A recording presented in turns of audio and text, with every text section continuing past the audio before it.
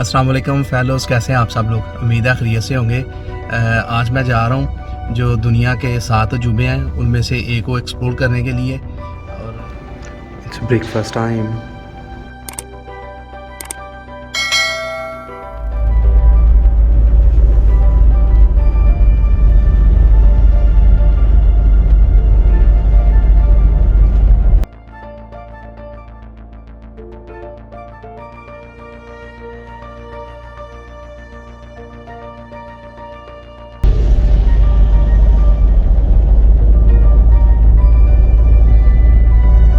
Join me to have a tour around the Colosseum and the other things situated near the Colosseum.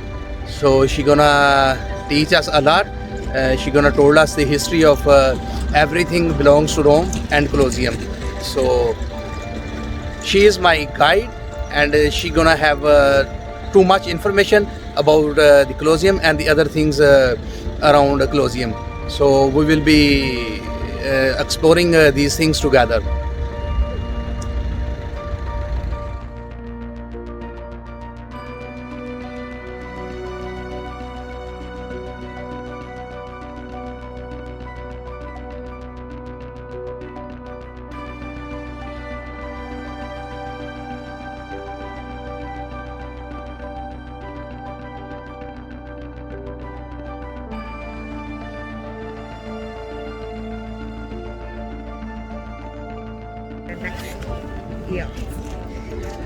ये वो जगह है जहाँ पे मुकाबले होते थे इंसानों के साथ और जानवरों के साथ, और सम टाइम जो है इंसानों और जानवरों के दरमियान।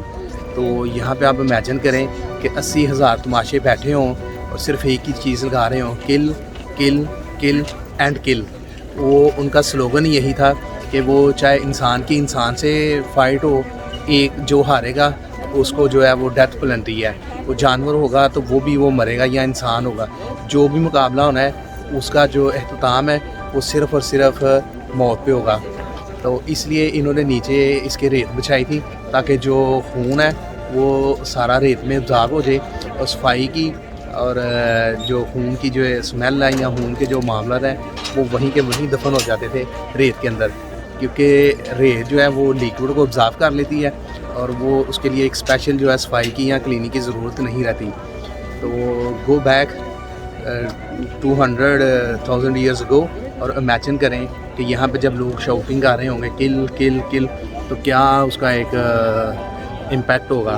और जो ग्लैडिएटर जो होते थे, जो ज़्यादा ताकतवर होते थे, उनमें जो जज्बा है या एंथुसिज्म है उनका फ़ाइट का कितना ज़्यादा हो जाता होगा।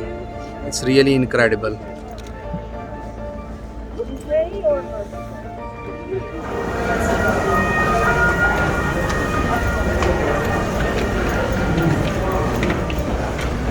तकरीबन 2000 साल पुरानी बिल्डिंग है।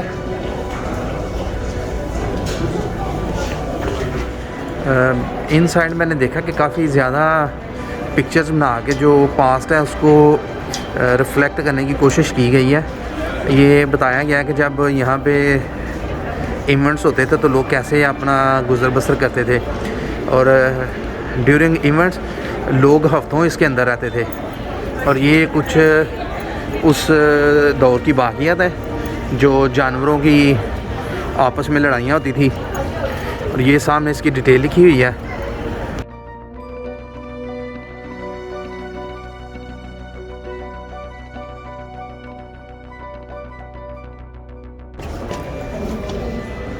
These are needles to the lights. These It was night. That is small fires. Okay. Okay. Here, bones, games, Okay. spare time, food. Okay. Here are some parts which are belongs to those people who was living in that era. And these are stones. Games. Oh, I see. Ancient PlayStation. Okay. Ancient PlayStation. Yes. How people play. I see some dice. Yes. Yeah. It's really amazing. उस वक़्त में भी लोग गेमें खेलते थे, बल्कि वही Over there. और ये 2000 साल पुरानी सारी पड़ी हुई है एक्चुअल शेप में. What about these? Maybe pottery just for food. 16と2。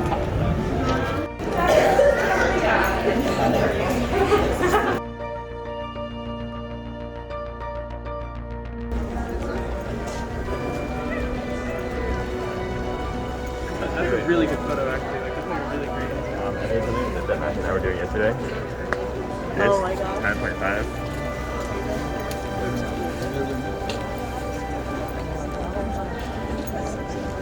ये स्ट्रक्चर 2000 साल पुराना है तकरीबन और एज इट इज़ ही है. It's really amazing and unbelievable.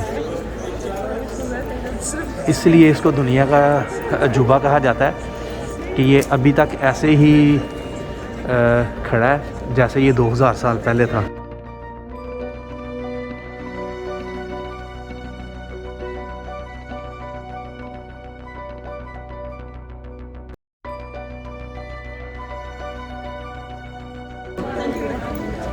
Again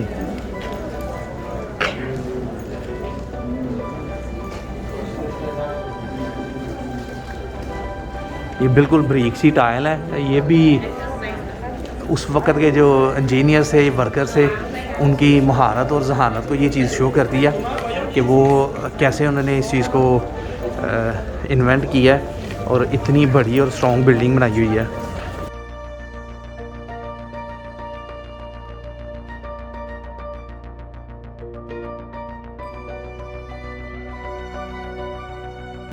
actually जब कुछ मसले मसाइल इस बिल्डिंग के साथ आए हैं और इसके कुछ स्टोन जो हैं वो चोरी भी किए गए हैं और कुछ ये अर्थक्वेक की वजह से डैमेज हुई है, तो इसलिए इसके कुछ जो पार्ट्स हैं उनको प्रिजर्व किया गया है. Excuse me.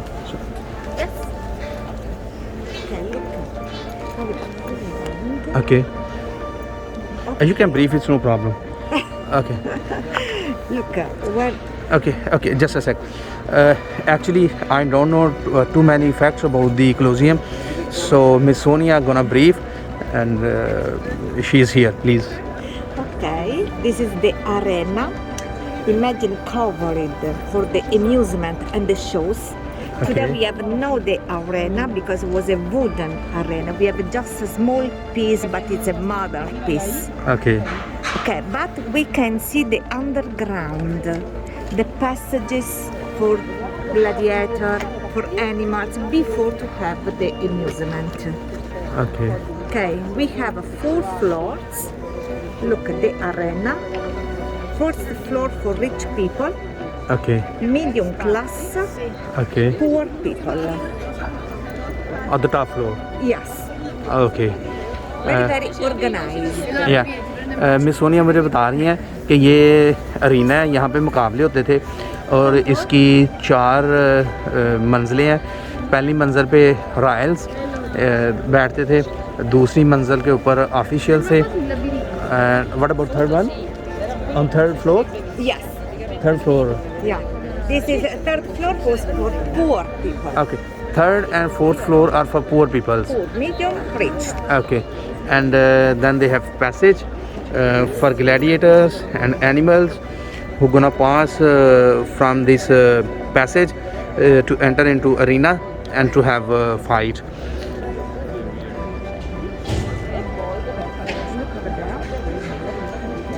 Maybe seats for emperor's family. Okay. Miss Sonia बता रही हैं कि ये स्टेज था जो एम्परर थे उस वक्त, फ्लावियन. Not only, also other okay. emperors. फ्लावियन और दूसरे जो एम्परर थे, ये उनके लिए स्टेज बनाया जाता था यहाँ पे, जो यहाँ पे बैठ के तो मुकाबलों को जो है ना एंजॉय करते थे. Close the passage of a gladiator. Look. Okay. Maybe. ये Yes. जो दोनों तरफ से आते थे फाइटर्स, ये उनके बिल्कुल ऊपर है, वो अभी जाके देखते हैं. वो सामने एक छोटा सा टेरेस है, उधर से जाके एक्चुअल व्यू का पता चलेगा.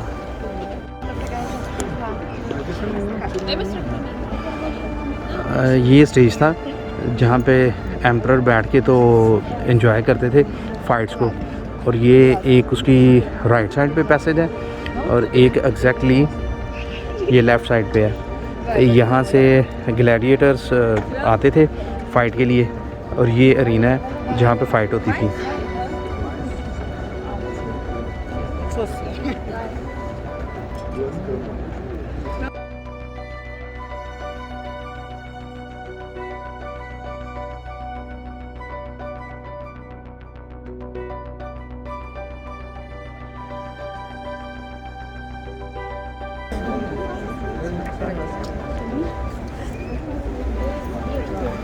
इस तरफ कुछ कंस्ट्रक्शन का काम किया जा रहा है क्योंकि बिल्डिंग काफ़ी फरसुदा हो गई है ऊपर से, उसकी कुछ रेनोवेशन का काम जारी है।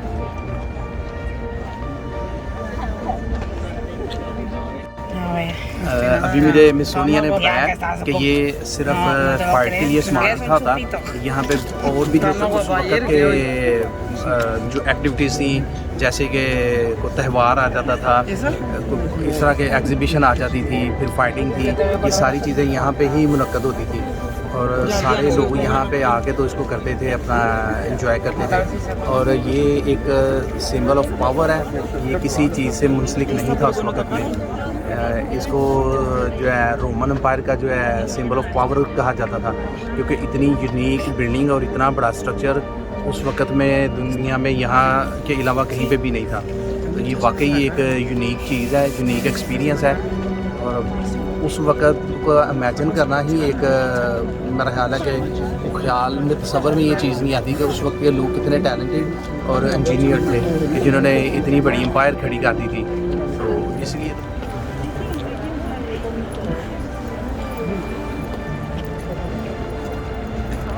ये जो कोलोसियम की ऊपर वाली वाल है ये बाद में बनाई गई है, जब ये ज़लज़ले की वजह से इसकी एक साइड डिस्ट्रॉय हो गई थी। ये ऊपर वाली सारी जो वाल है वो बाद में बनाई गई है। उसका डिफरेंस बड़ा क्लियर ही नज़र आ रहा है कि नीचे वाली जो बिल्डिंग है उसका और ऊपर वाली बिल्डिंग का बहुत वाज़िया फ़र्क नज़र आ रहा है। और ये कुछ वाल बनाई है आर्टिफिशियली, लेटर ऑन उसके नीचे वाली जो बिल्डिंग है वो बिल्कुल ठीक है। ये भी ऊपर वाली वाल आर्टिफिशियल बनी गई है, लेकिन ये वाली ऊपर वाली वाल जो है ये बिल्कुल ओरिजिनल है। ये हिस्सा ओरिजिनल है और यहाँ पे अगेन कुछ पैच वर्क करने लगे हैं और आगे आगे फिर ये जो छोटा सा हिस्सा सबसे ऊपर वाली वाल ये भी ओरिजिनल है, उसी वक्त की है। और इस तरफ से जो एम्परर का स्टेज है वो सही नज़र आ रहा है और इसके दोनों साइड पे एक ये पैसेज है और एक ये इस तरफ पैसेज है। ये दोनों पैसेज से जहाँ से ग्लैडिएटर आगे तो फाइट करते थे अंदर।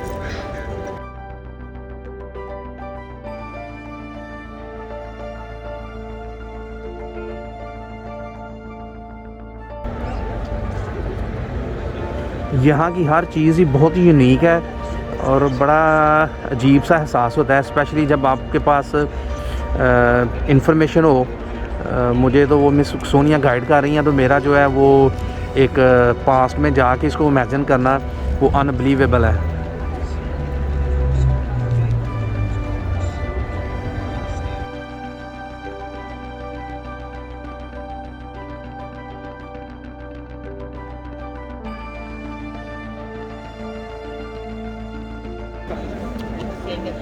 नीचे बेसमेंट का एरिया भी ओपन है, लेकिन उसके लिए स्पेशल अपॉइंटमेंट, स्पेशल टिकट और स्पेशल आर्कियोलॉजिस्ट के साथ जाने की सिर्फ परमिशन है। वो मुझे मिस सोनिया बता रही हैं कि hopefully within 1 year they are going to open for public. लेकिन अभी वहाँ पे चूँकि रिसर्च हो रही है कि नीचे बेसमेंट में कुछ मिले हैं आसार, तो उसके लिए लोग सर्च कर रहे हैं, तो इसलिए आम लोगों को जाने की भी परमिशन नहीं है विदाउट आर्कियोलॉजिस्ट।